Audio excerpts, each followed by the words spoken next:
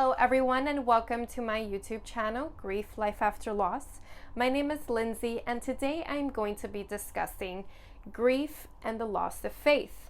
This is something that for some reason I find that many people experience, however, very few are open to talk about it. And since I lost my mother 9 years ago, it was always a persistent question in my mind.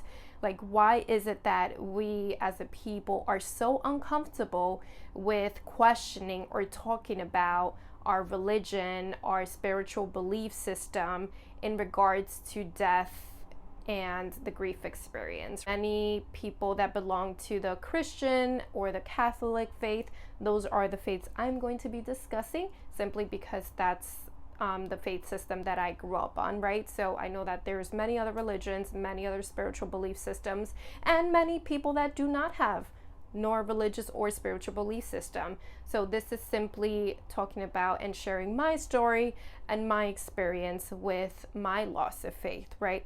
Because a lot of us are not comfortable with saying that we lost our faith because we almost categorize losing our faith with never being able to get it back or something wrong from our part that we did. My loss of faith came about, as I mentioned, 9 years ago when I lost my mother, and I was left feeling a lot of overwhelming emotions at the time. And I think that experience was intensified by the fact that it was 3 months before we actually knew what the cause of death was. So my mom's death was very sudden. There was no symptom, no sign that there was anything physically off or the matter with her that would indicate that she would soon pass away. So I was left in quite a bit of a shock. I felt or feel like I lingered in the denial aspect of my grief experience for quite some time, simply because I didn't know how to process what had just happened. I didn't know why my mother died or how my mother died or what events led to her dying, right? So it was like I was in denial, I was in shock, and I'm trying to make sense of the senseless. And I experienced a lot of ruminating thoughts. So I was over and over replaying the days leading up to her death. What happened? Where did I fail? Where could I have done something differently that would have saved her, right? Because a lot of what I went through initially was self-blame. You know, I held myself responsible because it was my job, my duty to care for my mother and make sure that she was okay. And now she died, so obviously I felt like I had failed to an extent. And I do go over that in previous videos. Feel free to check it out.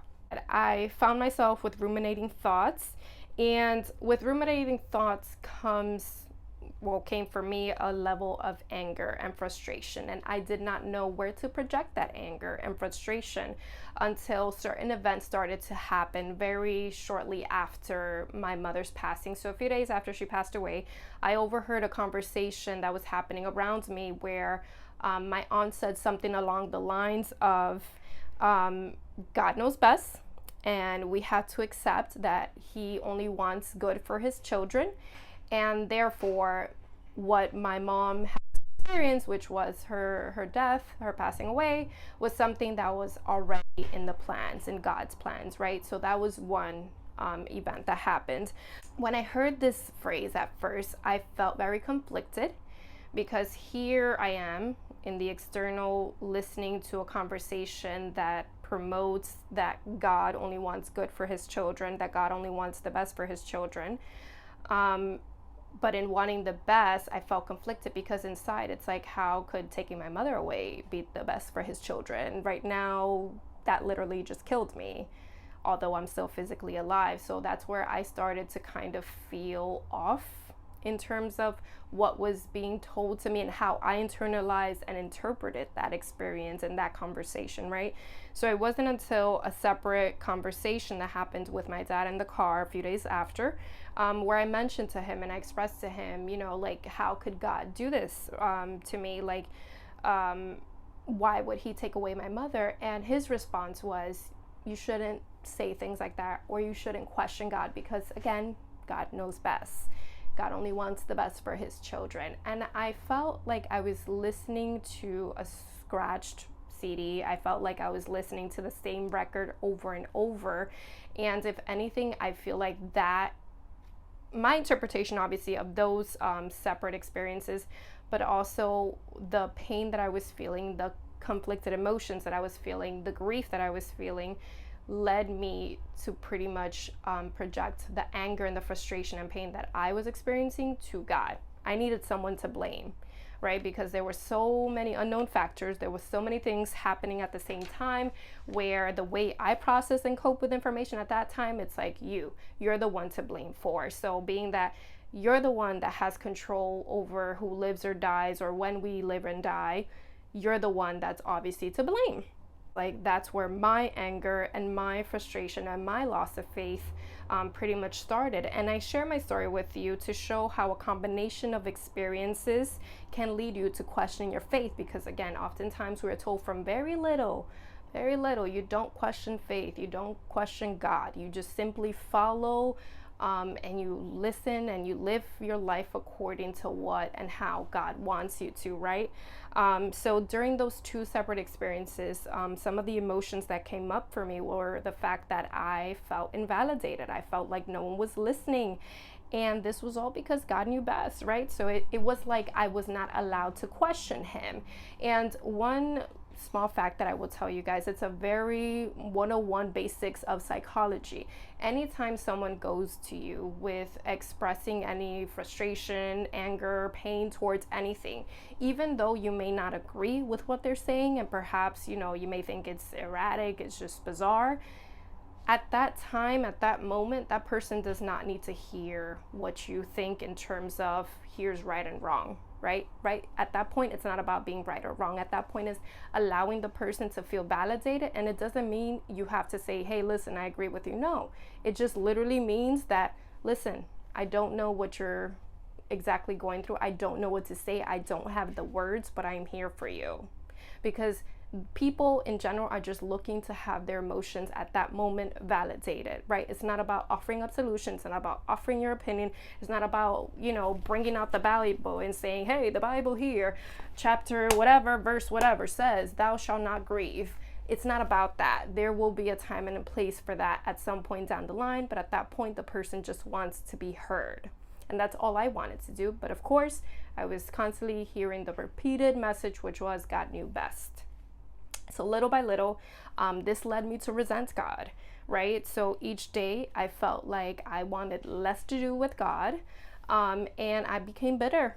I became bitter because I felt like, again, I had been dealt an unfair deck of cards. So pretty much in summary, religion teaches us about God according to man's interpretation of the scripture, whether that's the Bible, the Quran, the Torah, whatever literature your religion uses, right? So it is our hope that the leaders in front of us have interpreted that message correctly. Or actually, is there a correct way to interpret it? So again, when you experience, two people can have the same experience and have different interpretations, can have different realities. That's just how we are. We all pay attention and focus on different things. We all internalize and externalize things differently. That's what makes us different, and that's what makes us human. Doesn't mean your experience or my experience is right or wrong. It just simply means that's our interpretation, right? So based on my upbringing, being Catholic, being Christian, I learned that you don't question God, and that with grief, you simply accept it because he's the one that decides how we go. In many religions, God is referred to as the Father, and we are the children. People tend to have the belief that we shouldn't question God, or better yet, be angry, because that is a sin. So that is something that I heard time and time again from my dad. No, that's a sin to say, that you're angry with him. You cannot be angry with him. I was told what I couldn't and should not do. My interpretation, again, you don't have to agree with it. It's simply mine, and it's one that I feel aligns with my spiritual side, with my human side, with my emotional side, with my mental side, and all the different sides of me, right? So my interpretation is, if we look at God as the Father and we are the children, that in itself is a relationship, right? And as we've been speaking about in previous videos, relationships are not perfect. even with the divine, right?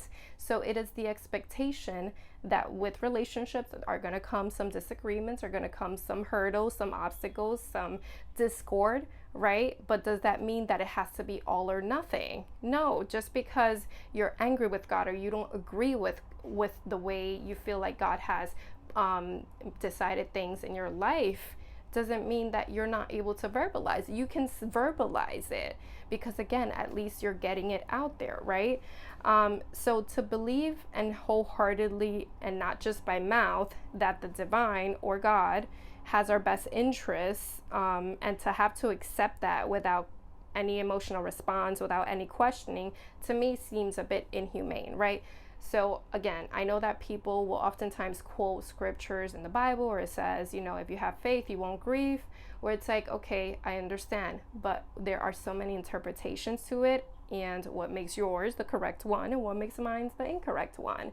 So I don't think it's as black and white as many people want to portray it. I think, again, there is space for interpretation, hence the gray area. And I think that it's not saying that you shouldn't feel or experience grief. I think that at some point we have to accept and acknowledge that this is just the cycle of life. We are born and we die, right? That's just how it goes. But again, it doesn't mean that you shouldn't feel your emotions or reactions, because then you are feeling like you're the one having an abnormal experience, when no, that is completely normal. Death is tragic, death is painful, and as such, painful experiences and emotions can come up, and that is perfectly fine, right? So to me, when I'm able to question and explore things, I'm able to connect much more from an intrinsic level, from a deeper level, right? So through questioning and exploration, we see ourselves what things actually are, rather than just allowing people to spoon feed us information. Because again, we talk time and time again, it's very easy to, again, just internalize all the information that we are told and given since birth, since we're children being raised by our parents. But it's not until we ourselves evaluate and assess these belief systems, these things that we've been told are right and wrong, like, are they truly right and wrong for us? Are they truly what we believe in, or is that just something that, you know, we've been pretty much pushed to believe in? So again, throughout this process, throughout the grief experience, throughout life, it is very likely that you will lose your faith, right? But it's also very likely that you can restore your faith in a way that aligns with your heart, soul, and mind, and not just because someone told you to, right? So it took me a very long time before I was open to God again. But guess what?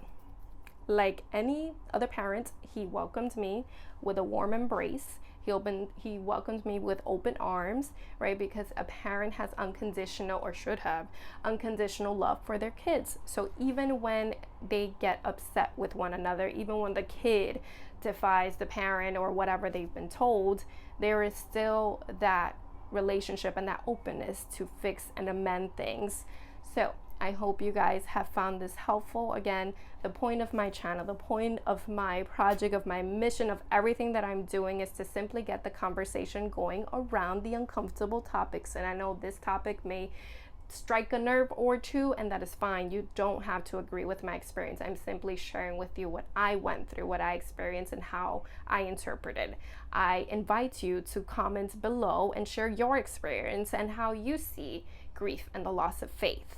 So I thank you so much. Make sure to subscribe and turn on your notifications, as well as follow me on Instagram at lifeafterloss0322. Feel free to send me an email for any questions, comments, or any inquiries if you want to be a guest on my video. Thank you so much. Until the next.